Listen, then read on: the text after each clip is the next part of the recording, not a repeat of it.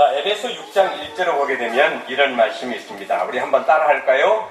자녀들아, 주 안에서 너희 부모에게 순종하라.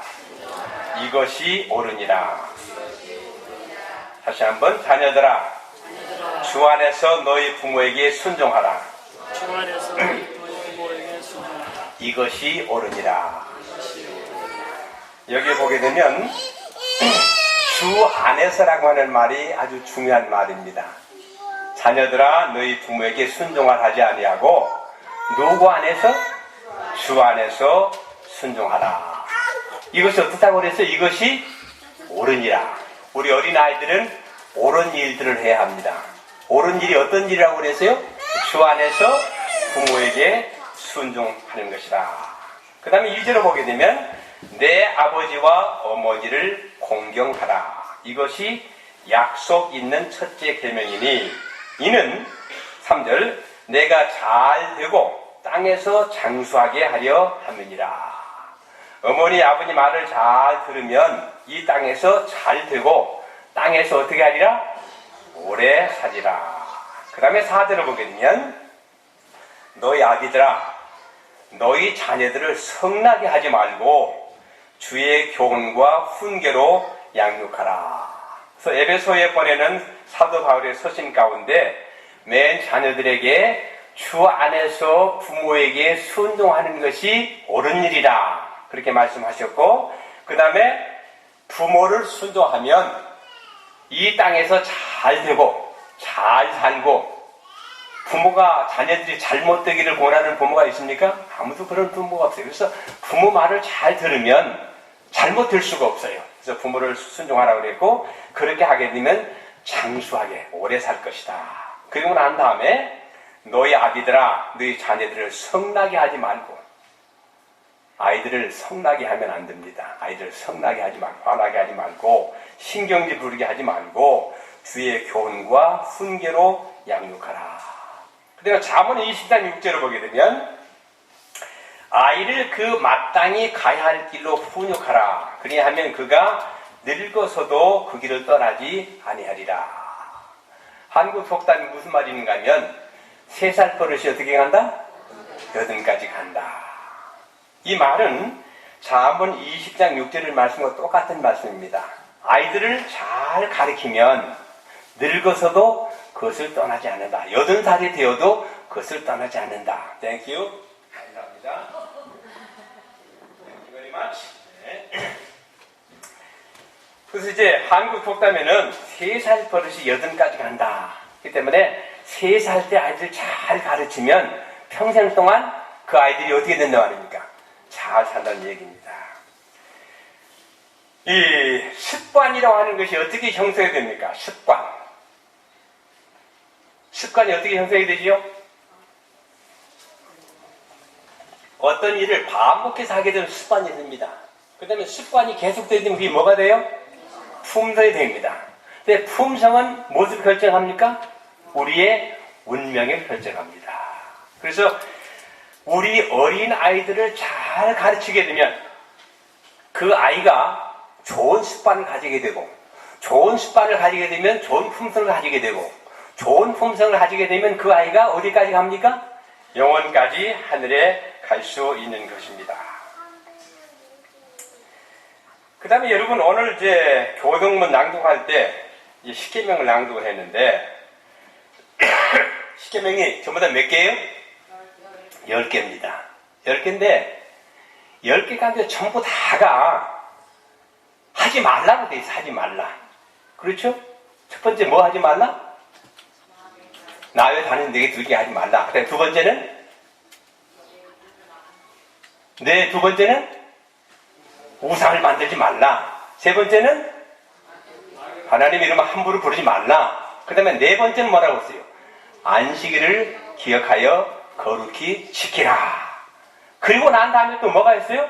하지 말라가 있어요. 뭐 하지 말라? 일하지 말라. 종들도 일시키지 말라. 가족도 일시키지 말라. 말라 그랬어요. 그 다음에 5째 계명에는 뭐라고 했어요? 내 부모를 공경하라. 이거는 직접적인 명령입니다. 파지티브 명령이에요. 그 다음에 나머지 명령들은 네거티브 명령입니다. 부정적인 명령. 하지 말라. 돈입니다. 근데 다섯째 계명에 와서는 하라죠. do 그랬죠. do obey your parent. 부모를 공경하라. 그 다음에 나머지 이제 여섯 번째 계명도 뭡니까? 말라예요. 그렇습니까? 그런데 유독이 다섯째 계명에만 약속이 있어요. 첫째, 둘째, 셋째는 하지 말라고 그랬어요. 그 다음에 네 번째는 안식 지키라고 그랬어요. 그 다음에 안식일은 복주는 날이라 그렇게 했어요. 복주는 날이라. 그 다음에는 전부 다 뭐 간음하지 마라, 사지 마라, 도지 마라 하는데 그걸 안 하면 뭐 주겠다는 건 없어요. 그렇죠? 근데 다섯째 계명만 뭐라고 그랬어요? 내가 어떻게 되겠다고? 내 생명이 길이라. 못하면 부모에게 순종하면 부모를 잘 공경하면 약속이 있습니다. 그 말은 우리가 이 땅에서 어떻게 해야 된다는 얘기예요. 부모를 잘 공경하라는 말입니다. 근데 오늘날 부모를 잘 공경합니까? 이거 좀 문제가 있는 것 같아요. 부모 공경 잘 안 하는 것 같아요. 왜 그렇게 됐을까요? 왜 오늘날 자녀들이 부모를 공경하지 않는 것 같습니까?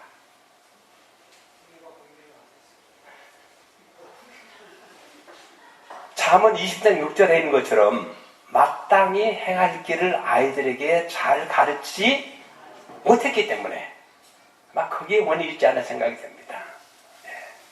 오늘날 참 마음 아픈 얘기지만은 얼마 전에 어떤 통계에 의하면 젊은 세대들이 당신의 부모가 언제 죽기를 원합니까? 하고 물어봤더니 63세, 65세 죽는 게 제일 좋습니다. 그래서 왜 그러느냐? 그랬더니 60세에 은퇴를 하게 되면 아직 은퇴 자금이 남아있으니까 은퇴 자금 다 쓰고 죽으면 곤란하니까 은퇴 자금 남았을 때 죽는 게 좋습니다. 참 마음 아픈 일입니다. 우리 자녀들에게 잘 가르치는 것이 우리 부모의 책임입니다. 자, 순종이라고 하는 것 오늘 좀 말씀드리는데 순종이 뭡니까? 순종의 정의가 뭐예요? 다비는 지금 꿀뻑꿀뻑 졸고 있는데 다비한테 물어봐야 될 것 같아요. 순종이 뭐야? 순종을 하는 것이 말 잘 듣는 거. 근데 순종이라고 하는 것이 때가 있습니까? 순종하는데 때가 있어요? 순종하긴 하는데 아버지나 어떤 분이 하라고 할 때 그 시간에 하는 것하고 하루, 이틀, 3일 있다 하는 것하고 그 순종의 종류가 다릅니까? 같습니까? 다르죠. 예수님께서 비유 가운데 첫 번째 아들과 둘째 번째 아들에게 가서 포도밭 일하라고 그랬는데 첫 번째 아들은 뭐라고 그랬어요? Yes, sir. I'm going. 내가 갑니다. 근데 안 갔어요. 근데 두 번째 아들은 뭐라고 했어요? I'm not going. 안 갑니다. 근데 생각해 보니까 안 됐거든요. 갔어요. 근데 둘 다 순종을 안 하는 겁니다. 순종을 하는 것을 어떻게 하는 순종하면 명령자가 명령을 했을 때 바로 그 시간에 원하는 그 방법대로 끝까지 하는 것이 순종입니다. 그렇습니까? 시간이 중요해요. 시간. 그 다음에 원하는 대로 하는 것이 중요합니다. 명령자가 원하는 대로, 아버지가 원하는 대로, 어머니가 원하는 대로. 그 다음에 하다가 중간에 끝나게 되면 순종이 아니에요. 어떻게 갈 때까지?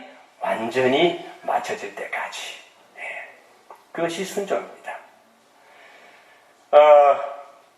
지금은 돌아가셨지만 우리 장인 어른이 저한테 한 가지 이제 교훈을 주셨는데 그건 제가 잊지 않고 고맙게 생각하는 것이 있는데 이런 말씀하셨어요.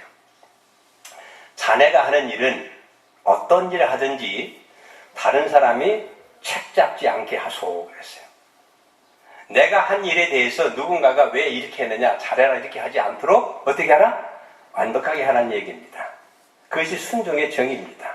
명령자가 원하는 시간에 원하는 대로 완성하는 것이 순종입니다. 그 자녀들에게 순종을 가르치는 것이 아주 중요한 일입니다. 성경을 보게 되면 범죄 이후에 아담과 하와가 두 아들을 가지게 됐습니다. 첫 번째 아들 이름이 뭡니까? 첫 번째 아들 가인, 두 번째 아들 이름이 아벨입니다.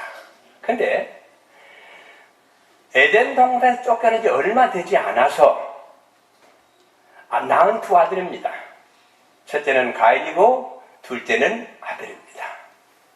근데 아담과 하와가 첫 번째 아들 가인이 태어났을 때에 그들의 마음속에 창세기 3장 15절에 언급된 여자의 후손인 그 아들이 바로 가인이기를 기다리는 그런 소망 가운데 있었습니다. 그 아들이 그렇게 되기를 바랬어요.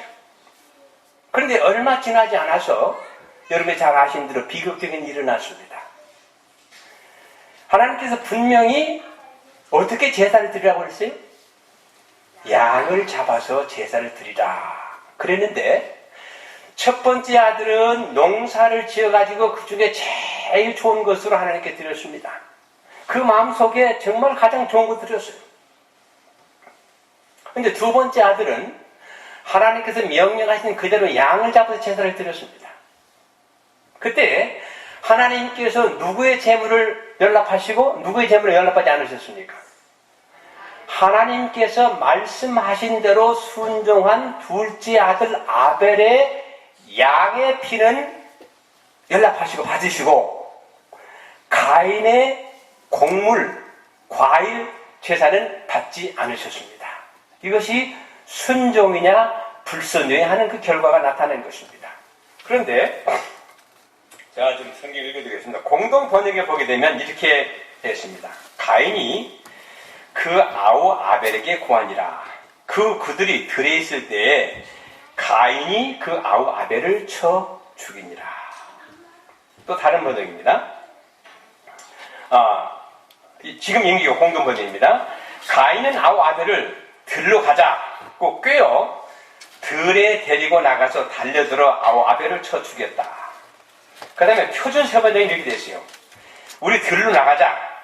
그들이 들에 있을 때에 가인이 그 아우 아벨을 쳐 죽였다.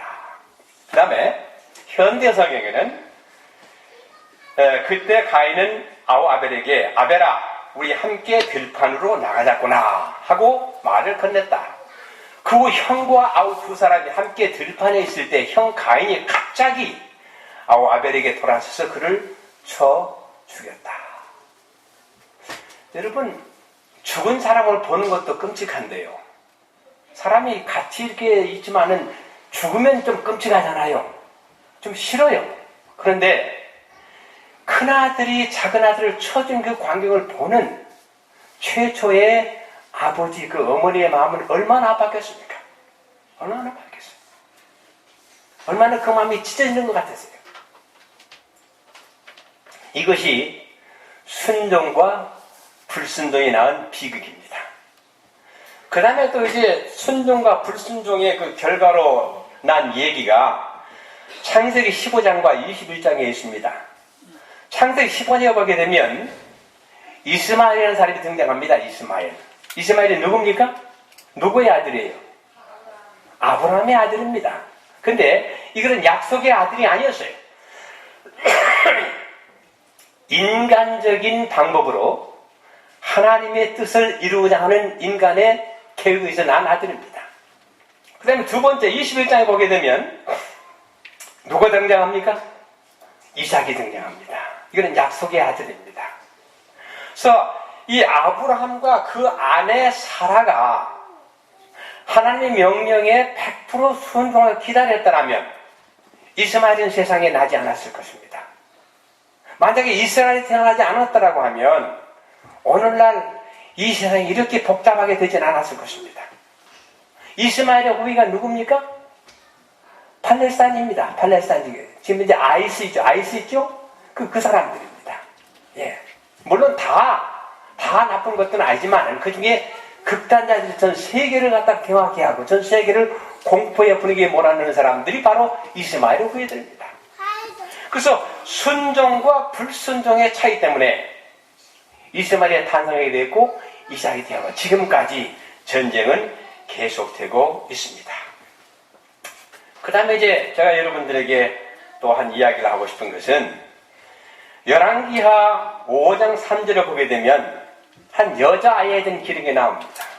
성경에 보게 되면 많은 이야기 기록이 되어 있는데 거기에 나오는 그 이야기는 그 아이의 출생이나 어떤 그 배경에 대한 언급은 없습니다. 몇 살인지도 나와 있지 않고 이름도 나와 있지 않고 그 다음에 아버지 어머니 누구지 나와 있지 않습니다. 단지 이스라엘에서 시리아가 이스라엘을 점령했을 때에 포로로 잡혀난 여자아이로 소개가 됩니다. 몇 살인지 잘 모릅니다. 아마 10대였을 것입니다. 근데 이 아이가 종으로 팔려와가지고 나아만이라는 사람의 집에서 한우를 일하게 됩니다. 근데 그 아이는 아마도 그 부모가 신실한 하나님의 종들이었기에 교육을 잘 시킨 것 같아요. 하나님을 잘 매너했던 것 같아요. 몇 년을 살았는지 모릅니다. 근데 그가 모시는 주인 나만 장군이 문둥병에 걸린 것을 알게 됐어요.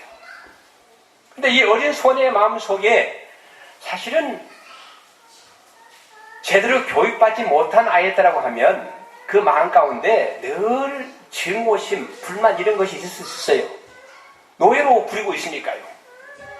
자기 집을 멀리 떠나서 외국에 와서 지금 노예로 살고 있습니다.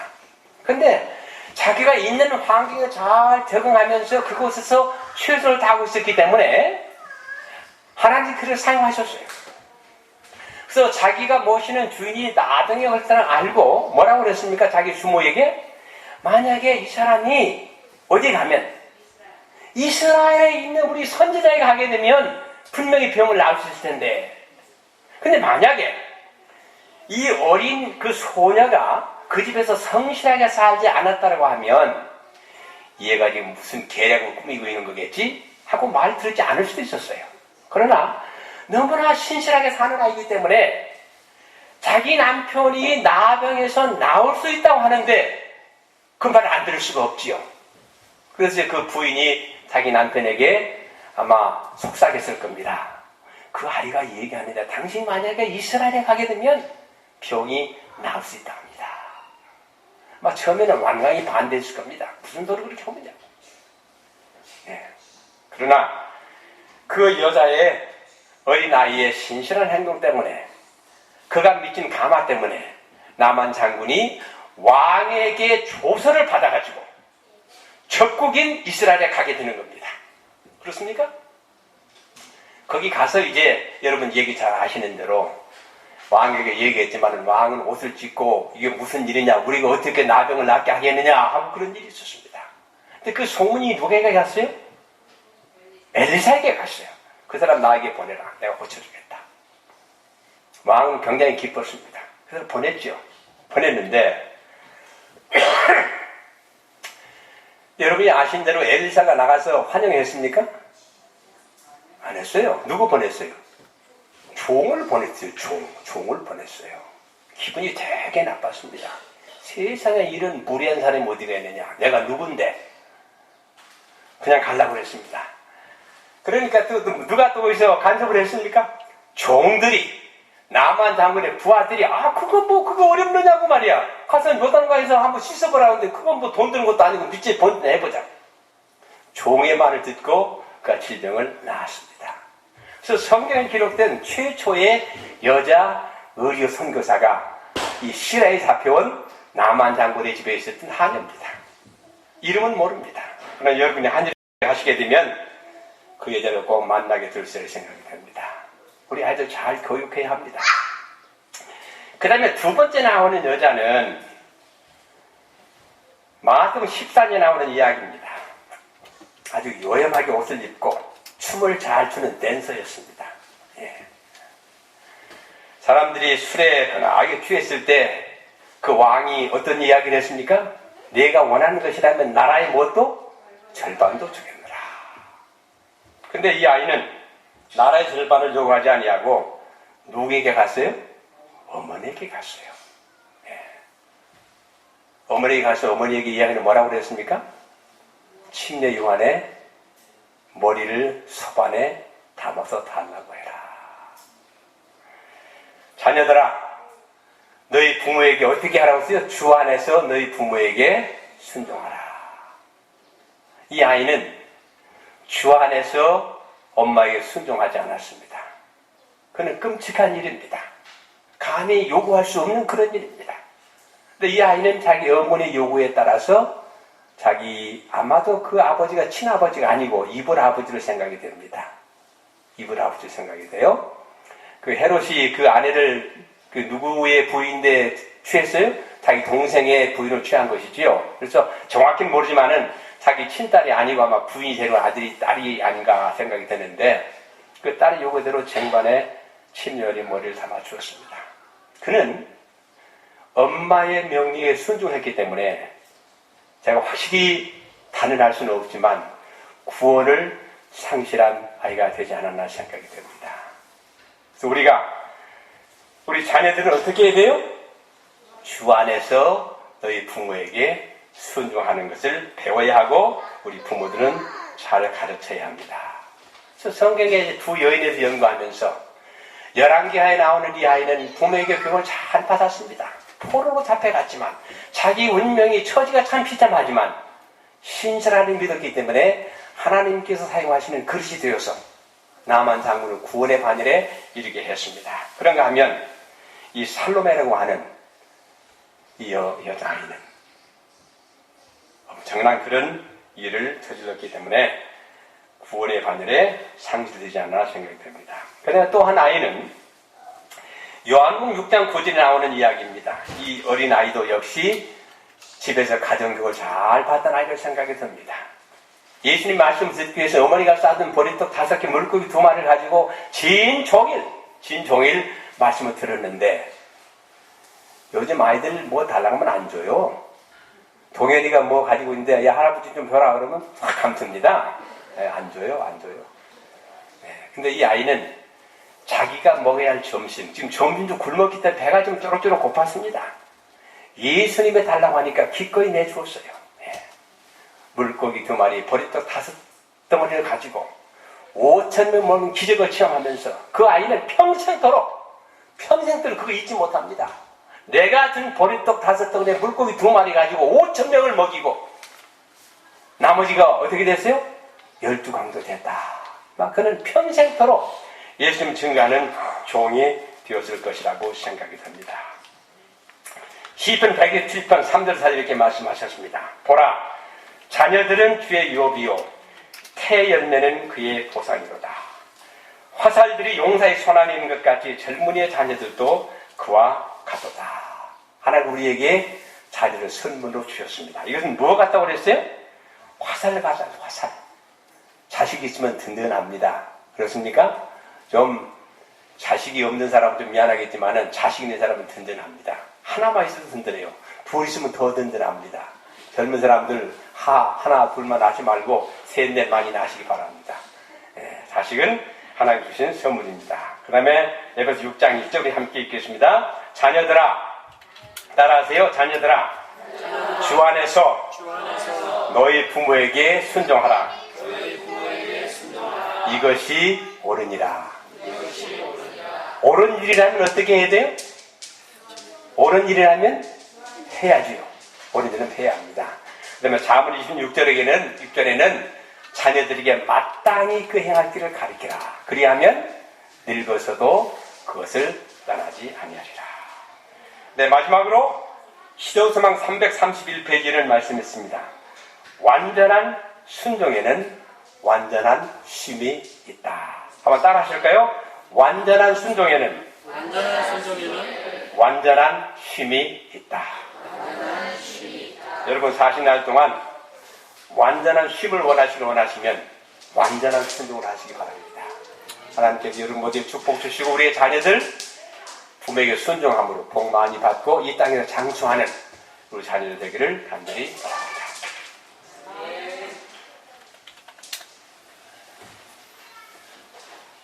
말씀을 생각하시면서 참이 613장을 그런 다음 전충원 장로님께서 축도해 주시겠습니다.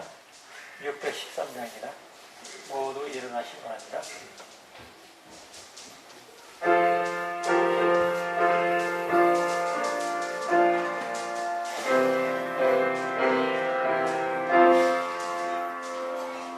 아름다운